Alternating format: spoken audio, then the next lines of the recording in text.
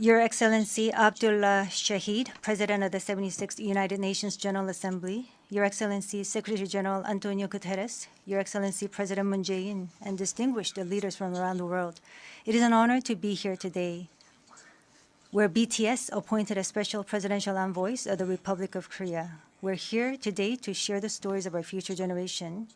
Before we came here, we asked the young people in their teens and 20s around the world about their past 2 years and about the world they find themselves in today. Jin will share some of the answers we received. Yes, should we take a look? You can feel the good vibes from just looking at these.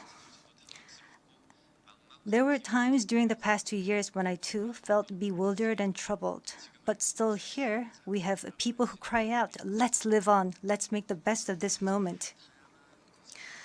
Because we can't stand still when we are in the ideal time of our lives to take on new challenges.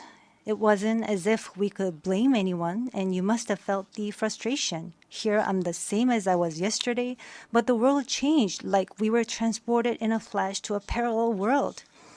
I was saddened to hear that entrance and graduation ceremonies had to be canceled.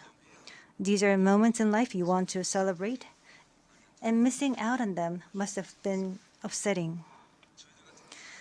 We were heartbroken when our long-planned concert tours were canceled. And for a while, we yearned for the moments we wanted to make complete. Yes, it was a time for us to mourn for the things that COVID took away from us. A time to discover how precious each and every moment we taken for granted were. Suga mentioned the precious things we taken for granted, and lots of people answered our question by sharing pictures of their precious moments. Many people showed how they share their moments with nature. I think during these 2 years, they found dear the time they experienced and care for nature. Yes, but maybe because we feel an encroaching sense of dread that our time on this earth is limited, we just talked about the things we mourn, and I shudder to think about mourning for the earth. Everyone agrees that climate change is an important problem, but talking about what the best solution might be, that's not easy. It's a topic that's tough to make conclusions about.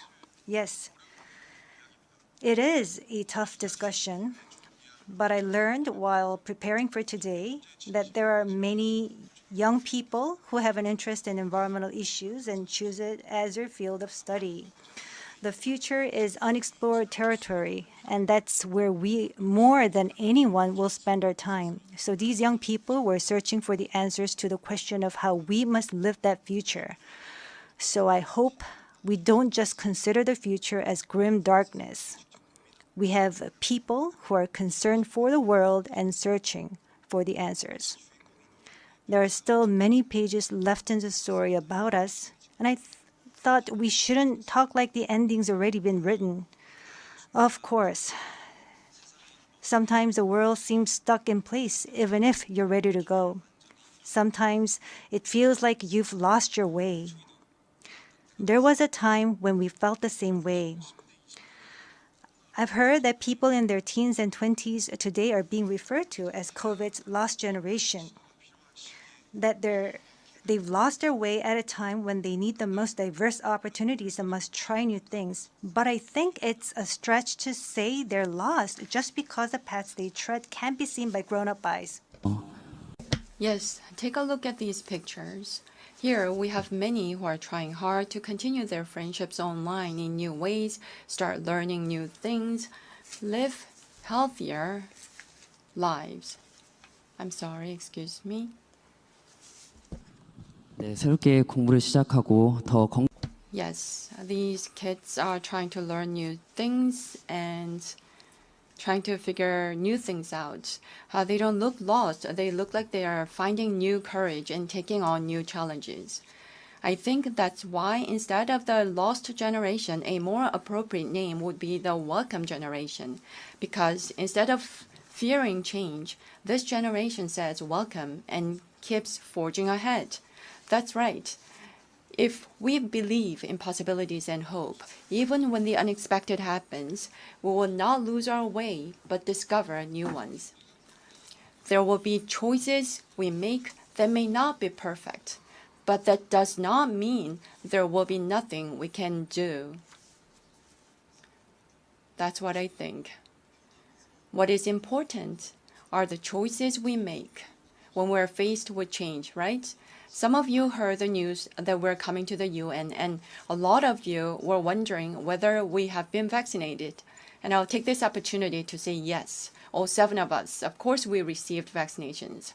The vaccination was a sort of ticket to meeting our fans waiting for us and to being able to stand here before you today. Just like we said in our message today, we too are doing the things that we're able to do right now. Like the vaccinations, efforts are continuously underway to keep this new reality going forward. And I think the day we can meet again face to face is not far away. Until then, I hope we can fill each of our days to the brim with positive energy.